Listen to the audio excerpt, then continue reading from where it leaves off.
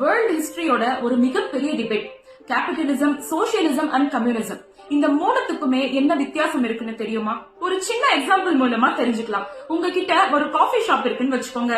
கேபிட்டலிசம்ல பாத்தீங்கன்னா private individual R company, அதாவது தனியார் நிறுவனம் அல்லது தனிநபருக்கு சொந்தமா உங்க சொந்த செலவுல இந்த ஷாப்பை நீங்க வாங்குவீங்க. அண்ட் பிரைஸ் அண்ட் குவாலிட்டியும் நீங்களே டிசைட் பண்ணுவீங்க. அதன் மூலமா அதிகபட்ச லாபத்தை ஈட்டணுங்கிறது மட்டும்தான் உங்களோட கோலா இருக்கும். ஆனா மார்க்கெட்ல நிறைய ஷாப்ஸ் இருக்கும். சோ டஃப் காம்படிஷன் கண்டிப்பா இருக்கும். அண்ட் கவர்மெண்டோட இன்டர்ஃபியரன்ஸ் ரொம்ப கம்மியா தான் இருக்கும். இதுவே government or public collective ownership பண்ணா அத சோசியலிசம்னு சொல்வாங்க.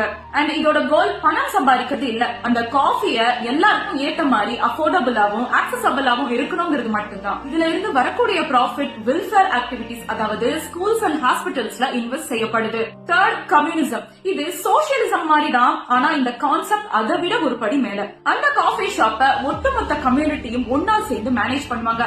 ப்ராஃபிட் அண்ட் மணிக்கான எந்த விதமான ஒரு கான்செப்டும் இருக்காது. அண்ட் இதோட கோல் மக்களின் அடிப்படை தேவைகளை பூர்த்தி செய்யறது மட்டும்தான். சப்போஸ் உங்ககிட்ட சூஸ் பண்ற ஆப்ஷன்ஸ் இருந்தா நீங்க எதை தேர்ந்தெடுப்பீங்க? கேபிட்டலிசமா, சோசியலிசமா இல்ல கம்யூனிசமா அப்படிங்கறத கமெண்ட் பண்ணுங்க. நன்றி. ஜெய் ஹிந்த்.